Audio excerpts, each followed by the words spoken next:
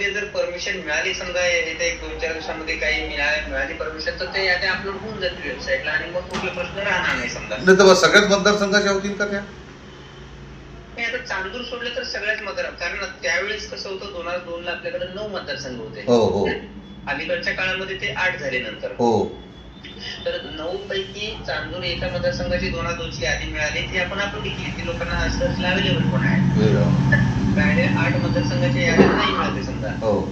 तर ते जर आता परमिशन, जसं सीओ महाराष्ट्राने सांगितलं की 2005 ची यादी आपल्याकडे मिळालेली आहे, तर ती आम्हाला अलाउड करा की ते करायला, तर तसं परमिशन मिळालं तर ती अपलोड होऊन जाईल आणि मग बाकी सगळा प्रश्न मिटून जाईल. अच्छा. तर बघूया आपण काय होते, 2-4 दिवस वाट बघू काय होते ते. Okay okay. वर्स्ट केस मध्ये अगदीच म्हणजे आपण गृहीत धरलं की नाहीच परमिशन मिळाली, तर मग त्याला दुसरा ऑप्शन नाही. त्याच्यामध्ये जे काही समजा मतदार यादीचा पुरावा सोडून बाकीचे जे 11 डॉक्युमेंट आहेत, त्या 11 डॉक्युमेंट पैकी एखादा डॉक्युमेंट त्यांना द्यावा लागेल तिथं. अच्छा. विषय आहे. अच्छा अच्छा. यादी मिळाली तर मग कुठलाही डॉक्युमेंट द्यायची आवश्यकता नाही, हा भाग आहे त्यातला. अच्छा. म्हणजे यादीत नाव असलं म्हणजे मग त्याला बाकी 11 डॉक्युमेंट दाखवायची गरज नाही. 11 पैकी कुठलाही डॉक्युमेंट द्यायची. आता हे 2005च्या ज्या याद्या तुम्ही 2005च्या ज्या याद्या म्हणून सांगून राहिले त्या सगळ्याच मतदारसंघाच्या आहे ना आपल्या? आहेत.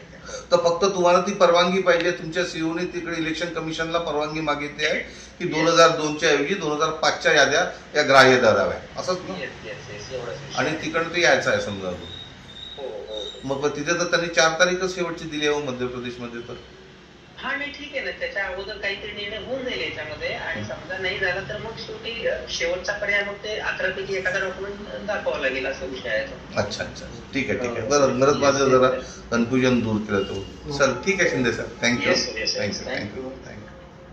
हो, तुमचा मला बराच वेळा वेटिंग बी पडला आणि मी आता थोडंसं सरांकडे गेलो, तोपर्यंत मिस कॉल पडले. मला तर देशमुख साहेबांचा फोन आला होता. हो हो हो. नाही, काय झालं, माझ्याकडे गेल्या 2 दिवसापासून सातत्याने लोक येऊन राहिलेत.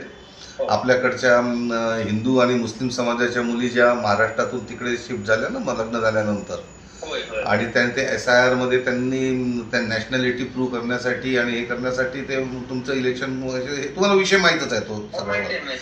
तर आता काय स्टेटस आहे त्याचं, आपण कसं करणार आहे त्याच्यामध्ये? काय झालंय तर त्याच्यामध्ये आपण तर प्रोबॅबल सगळं आपलं रेकॉर्ड शोधलं, जेवढं अवेलेबल आहे तेव्हापासूनच. नेमकं आपल्याला 2002-2003च्या याद्या नाही मिळालेल्या आपल्याकडं.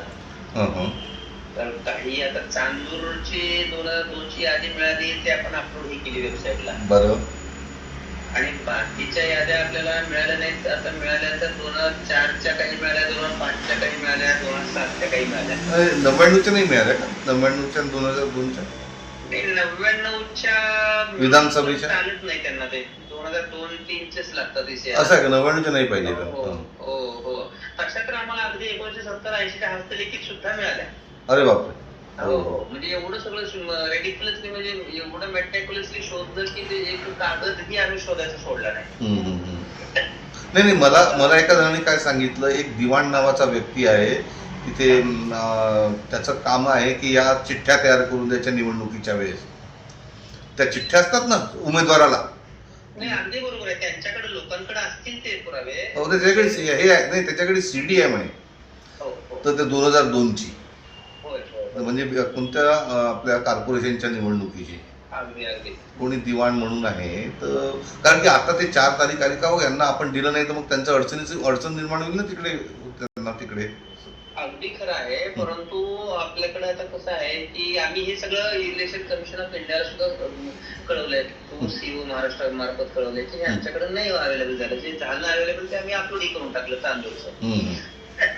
तर आता अशा परिस्थितीमध्ये काय करायचं, हा मार्ग आम्ही त्यांच्याकडून मार्गदर्शन मागवलंय. त्याला आपल्याला काही अजून रिप्लाय दिलेला नाही, कारण ECI कसं असते की त्यांच्या काही सूचनावरती खूप ठाम राहतात.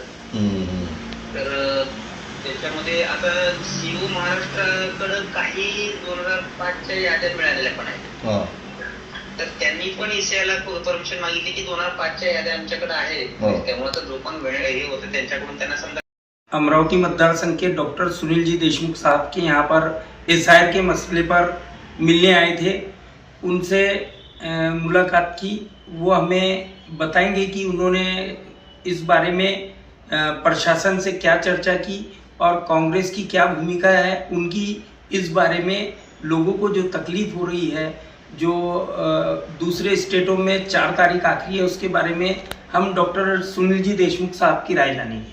नहीं, ये बहुत ही अहम मुद्दा है और इसलिए मैंने निवडणूक अधिकारी जो सबसे बड़े अधिकारी उनसे अभी बात किया।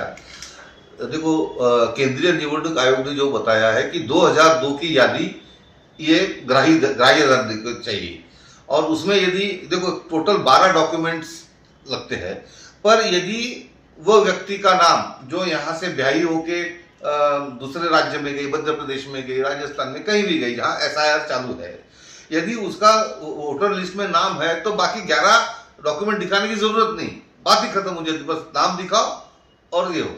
पर यदि नहीं है तो वो 11 में से एक कोई तो भी उनके पास वो प्रूफ चाहिए।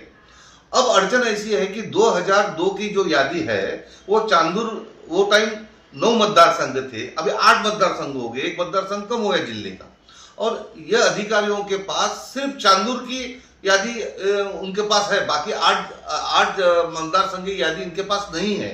उन्होंने बहुत खोजने की कोशिश की पर उनके पास नहीं है। तो पर उनके पास 2005 की यादी है जिसमें सारे मतदार संघ है, जो अमरावती का मतदार संघ है, दामनगांव का मतदार संघ है, मोर्शी मतदार संघ भी है। तो उन्होंने उनके अपने महाराष्ट्र के जो निवडणूक आयुक्त है, इन्होंने केंद्रीय आयुक्त को ये परवानगी मांगी है कि 2002 के बदले 2005 की यादी ग्राह्य पकड़े, जिसमें सबके नाम है। तो बोले अभी हमने उनको विनंती की है कि 2002 की यादी ये निवडणूक आयोग अमरावती के निवडणूक आयोग के पास नहीं है, और सिर्फ एक चांदूर छोड़ के, और 2005 की यादियां संपूर्ण उनके पास आज अवेलेबल है, और इसीलिए अपने आयुक्त ने केंद्रीय आयुक्त को ये परवानगी मांगी है कि 2005 की यादी ग्राह्य पकड़े, जिसमें सब नाम आ जाएंगे। और उनकी उम्मीद है कि 1-2 दिन में वो केंद्रीय निवडणूक आयोग इसको होकार देगा और फिर 2005 की जो यादी में जिनको नाम है उनको हम सर्टिफिकेट इशू करेंगे, उनका नाम जो भी हो वैसा करेंगे। तो मुझे लगता है भी 1-2 दिन रुक के केंद्रीय निवडणूक आयोग क्या करता है। अब उनके मन में यदि कोई अलग भावना है, आप तो मालूम है केंद्रीय निवडणूक आयोग को क्या वो समझते हैं, वोट चोर, सब लोगों का वो आयुक्त पे कोई विश्वास नहीं, क्योंकि ये लोग इन्होंने पूरी वोट चोरी करके ही केंद्र में सरकार लाई और महाराष्ट्र में सरकार लाई। अब सरकार के पास यादी नहीं होने के बावजूद यदि वो बोलते कि नहीं कौन से भी हालत में हमको 2002 की यादी चाहिए, तो फिर इनकी हम रुकते हैं 1-2 दिन में क्या होता है करके। कांग्रेस पार्टी की SIR के बारे में स्पष्ट आपने जो शुरुआत कांग्रेस पार्टी की तरफ से अमरावती में सबसे पहल, हालांकि महाराष्ट्र में SIR लागू नहीं हुआ, फिर भी आपके पार्टी के लोगों ने बबलू शेखावत और विलास जी इंगोले के साथ मुस्लिम कार्यकर्ताओं ने जाके आपके ही मर्जी से जिलाधिकारी साहब से आपने बात की और SIR का शुरू किया। तो आप SIR के लिए कांग्रेस की भूमिका स्पष्ट है, आप लोगों का साथ देंगे इसमें? बिल्कुल साथ देंगे।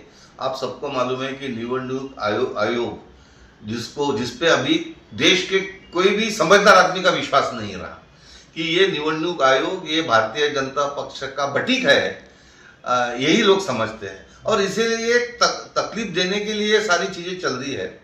पर ठीक है, अभी उन्होंने बोला है तो हम कर रहे हैं, पर ये सारा करने से यदि निवडणूक आयोग यदि स्वच्छ और पारदर्शक रहता है तो सब बात खत्म होती है। पर वो तो क्या है, उधर से आदेश आते हैं, उसका पालन करते हैं वो। तो मुझे ऐसा लगता है कि कांग्रेस पार्टी इसमें बड़े समझदारी से और जिम्मेदारी से काम कर रही है। बहुत बहुत शुक्रिया। अभी हम मुखातिब हो रहे थे डॉक्टर सुनील जी देशमुख साहब से, जिन्होंने SIR पर अपनी भूमिका स्पष्ट की और जिलाधिकारी से बात करके निवडणूक अधिकारी से, अगर उनके पास में रिकॉर्ड उपलब्ध नहीं है, डॉक्टर साहब ने उनसे कॉल पर बात की और ये स्पष्ट किया अगर 2002 की यादी नहीं मिली तो 2004 की यादी 5 की यादी ग्राह्य धरी जाएगी, ऐसा उन्होंने स्पष्टीकरण लिया उनसे। अगर ऐसा नहीं हुआ तो कांग्रेस की भूमिका ये रहेगी कि वो इसमें उग्र आंदोलन करेगी।